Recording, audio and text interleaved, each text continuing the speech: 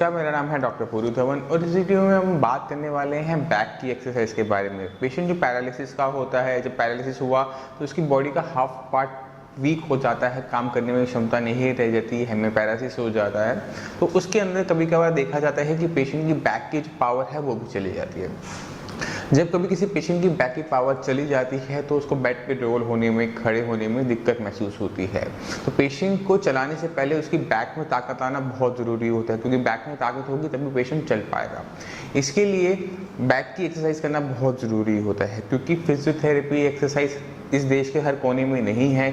इसलिए ये वीडियो बनाना बहुत ज़रूरी हो जाता है, जिससे ये जो बैक की एक्सरसाइज है वो दुनिया के हर कोने में पहुँच जाए। जिन लोगों के पास फिजियोथेरेपिस्ट की सर्विसेज नहीं है, सेवाएं नहीं मिल पाती, नहीं ले पाते, नहीं अफोर्ड कर पाते, वो भी इस वीडियो को देख के अपने आप बैक की एक्सरसाइज कर सकते हैं। इसके रिजल्ट्स आपको साई संजीवनी के ट्रीटमेंट के अंदर बहुत तेज़ी से मिलने शुरू हो जाते हैं। पेशेंट के बैक के अंदर पावर आनी शुरू हो जाती है।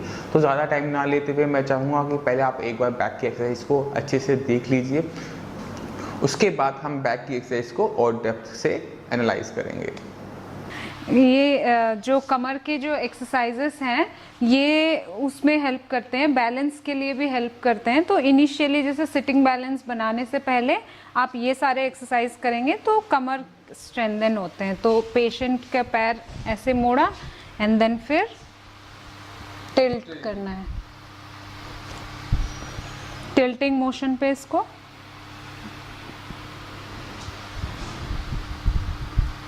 दोनों साइड पे जहाँ तक जा सकता है वहाँ तक आपने इसको टिल्ट करना है। सो ये चीज़ अगर पेशेंट खुद ना कर पाए तो फिर उनका कोई अटेंडेंट हेल्प कर दे उनको करने में।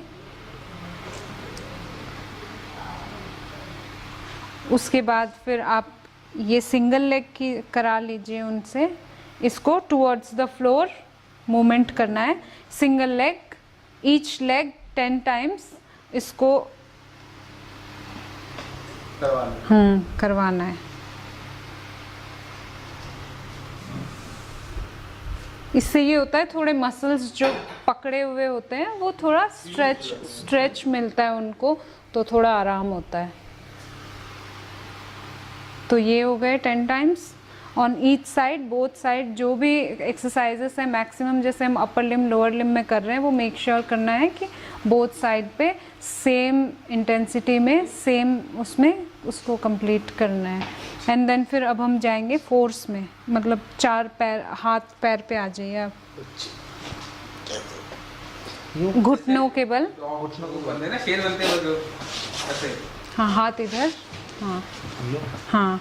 और यूजुअली जैसे स्ट्रोक पेशेंट होते हैं उनके ये आर्म पे स्ट्रेंथ नहीं होता, तो जैसे इनका राइट हैंड अगर अफेक्टेड है, राइट साइड जैसे left part of the brain affected है, तो राइट हैंड अगर इनके पैरालिसिस है तो फिर इनके ये आर्म बिल्कुल ही सपोर्ट नहीं लेगा। तो हमको वो बैलेंस मेंटेन करने के लिए इसको आर्म को सपोर्ट करके इनको इस पोजीशन पे लाना है और ऐसे सीधा आराम से, हाँ।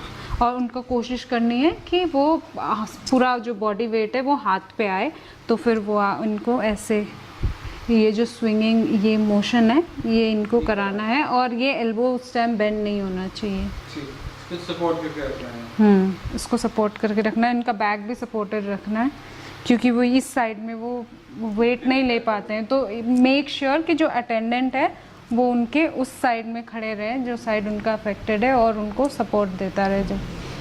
तो अभी आपने देखा किस प्रकार से डॉक्टर चांदनी ने हमें बहुत अच्छे तरीके से डिस्क्राइब किया कि किस प्रकार से हमें बैक की एक्सरसाइज करनी चाहिए, किस प्रकार से ब्रीजिंग की जाती है, किस प्रकार से इसके अंदर वापस पावर लेकर आई जाती है।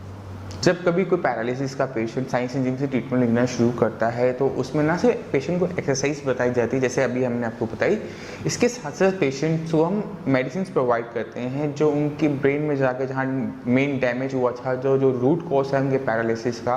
क्योंकि अक्सर देखा ही जाता है कि पैरालिसिस अक्सर ब्रेन स्ट्रोक की वजह से होता है, या तो ब्रेन में किसी टाइप का क्लॉट आया होता है या फिर किसी टाइप की ब्रेन हेमरेज हुआ होता है।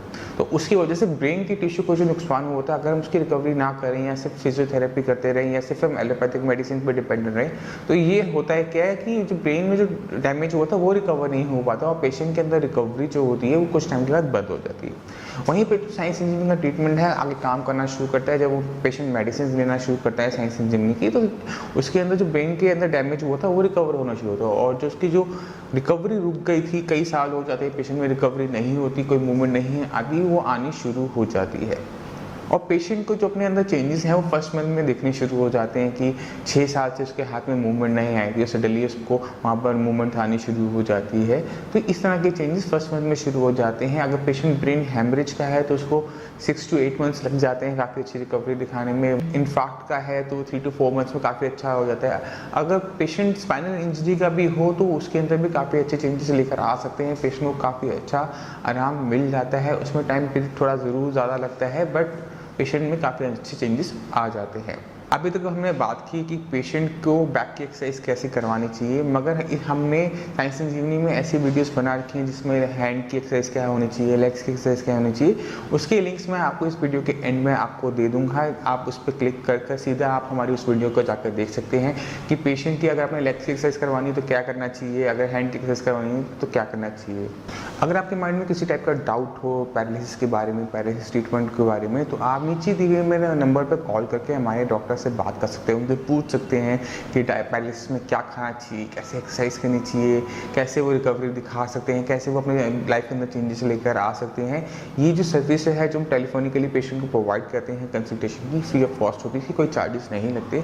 आप हमारे डॉक्टर से बात कीजिए, पूछिए कि आप कैसे ठीक हो सकते हैं, आपको पूरी तरह से अच्छी तरीके से गाइड करेंगे।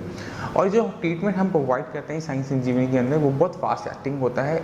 आप ऊपर दिए हुए लिंक पर विजिट करके हमारे सभी पेशेंट्स के इंटरव्यूज़ को देख सकते हैं, उनसे उनके विंडो को देख के आप जान सकते हैं किस प्रकार से साइंस इंजीनियरिंग पैरालिसिस के पेशेंट के अंदर चेंजेस लेकर आती है। मैं उम्मीद करता हूँ ये वीडियो पैरालिसिस के पेशेंट को कौन सी बैक एक्सरसाइज करवानी चाहिए, बेसिक एक्सरसाइज कौन सी करवानी चाहिए वो समझने में हेल्प करेगी, जिससे आप अपने पेशेंट को या खुद जो वीकनेस रहेगी आपके कमर में से दूर कर पाएंगे। कोई भी आपको हेल्प चाहिए हो तो आप हमें ज़रूर कॉल कीजिएगा। इसी के साथ मुझे आगे दीजिए।